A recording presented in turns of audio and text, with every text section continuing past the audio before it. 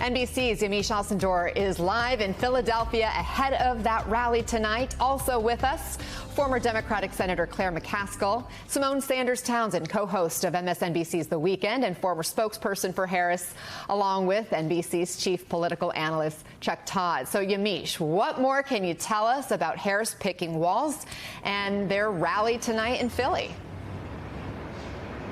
Well, we know just in talking to a number of sources that Vice President Harris picked Minnesota Governor Tim Walz because there was great chemistry, but also because he was someone who would have her back and someone who could speak directly to the kind of voters that Democrats are hoping will bring into the tent this coalition that they're building for Vice President Harris. I was also told that he is someone who is seen as someone who can talk to progressives, but also talk to people who may be moderates, even moderate Republicans. I was just on the phone with Attorney General Keith Ellison, who is the Attorney General of Minnesota, and he told me that he thought this was a brilliant pick. And he said it's because even though Minnesota has been a blue state for a long time, they work at it each and every year. He said it's not easy, but we know how to win. We knock on doors. We bring people together. And he said Tim Walz being at the top of that ticket has been instrumental in them keeping that state, that Midwestern state, blue. The other thing I want to note here is that Keith Ellison was telling me that Tim Walz's background is very progressive and also very connected to civil rights leaders. He talked about the George Floyd case. He said if it was not for Tim Walz, there would be no prosecution in the George Floyd murder case. He said in particular that his decision to take that case out of a county prosecutor's hand and into the Attorney General's hand ensured justice for the George Floyd family. He said that it also showed that he personally cared about that family. He also talked about the fact that Tim Walz has done things like have universal lunch for the state. He also has great relationships with people on the ground there from a number of different coalitions. He told me, and these are his words, he said, this is not just some old white guy. This is, again, Keith Ellison saying this, saying, in fact, he's someone who has a long back history connected to civil rights and connected to race. He pointed out that Tim Walz appointed the first black woman to the Minnesota Supreme Court. So that tells you a bit about how he thinks about diversity. And all along, I've also been hearing that Vice President Harris wanted someone who wasn't going to undermine her, but someone who's going to be able to go out and be sort of aggressive when it comes to Republicans, be a sort of bulldog, but also someone who's going to be very much having her in mind and being comfortable with letting a woman lead. And that's what she found, I'm told, in Tim Walz. One other thing, in talking to people about this decision, they said that the vice president waited until this morning to officially make this decision. She wanted to sleep on it. She wanted to make sure that this was the right decision. And this morning she called the contenders, and Tim Walz is the guy. Anna?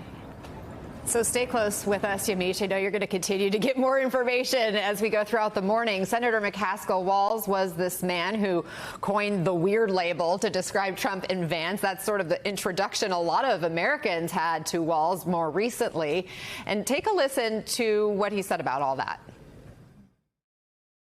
These are weird people on the other side. They want to take books away. They want to be in your exam room. That's what it comes down to. And don't, get sugarcoating this. These are weird ideas. These guys are just weird.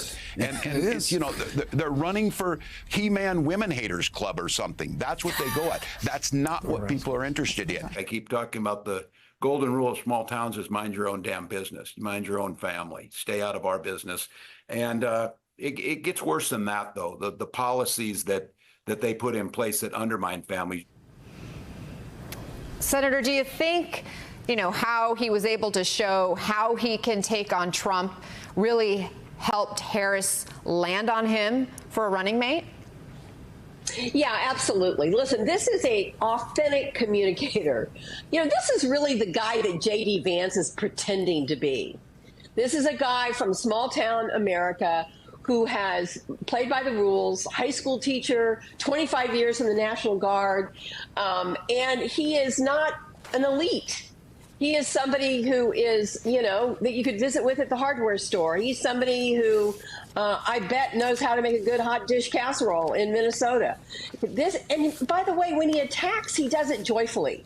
He does it with a twinkle in his eye. So he's going to be able to go after J.D. Vance and Donald Trump in a way that is really relatable and is kind of in sync with the Kamala Harris campaign, which is, we're about light.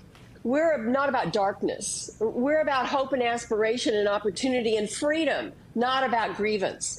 And that's the kind of guy he is. And I think probably the vice president felt that energy when she had the time to visit with him personally, and was very confident that he'd be able to communicate in a way that would say to America, well, yeah, we're going to turn the corner and go forward to a positive place instead of back to a really ugly place. He was at a Democratic fundraiser last night, and our reporting was the word joy came up a lot from him, talking about the politics of joy, spreading joy as part of this campaign. Simone, you used to work for Harris. Why do you think she landed on Walz? Look, it's my understanding that the vice president, since she became the candidate at the top of the ticket in this race, and since she locked up the nomination, being the presumptive nominee, has been focused on keeping the momentum. She doesn't want any unforced errors, and she is extremely focused and level-headed about the fight that she has in front of her, and she's enjoying her time. I think when it comes to the vice presidency and the pick for a running mate, she herself has obviously gone through this process for President Biden, and she has served and continues to serve as his vice president. She was literally sitting in the Situation Room yesterday. We could just set the scene, which is probably why also I believe that this decision is coming now and not necessarily earlier this morning, because she was literally doing the work of the vice presidency yesterday.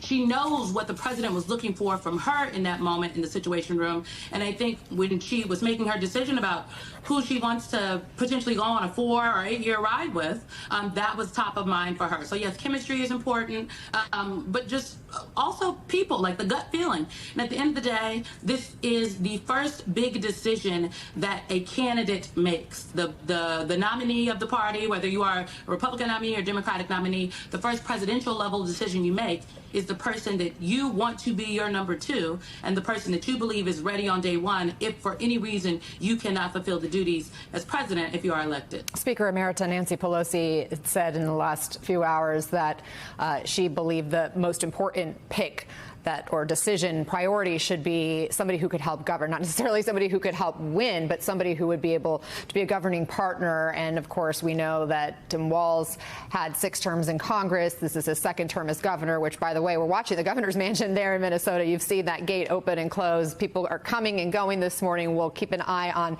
any of his movements. Chuck, progressives seem to be big supporters of Tim Walz. Bernie Sanders through his endorsement for the VP pick behind Walz, and during Walz's time in office, he has enshrined abortion rights into state law. He's legalized recreational marijuana, required paid medical and family leave. He's expanded background checks for gun purchases. He's also a big supporter of tuition-free college and universal school meals.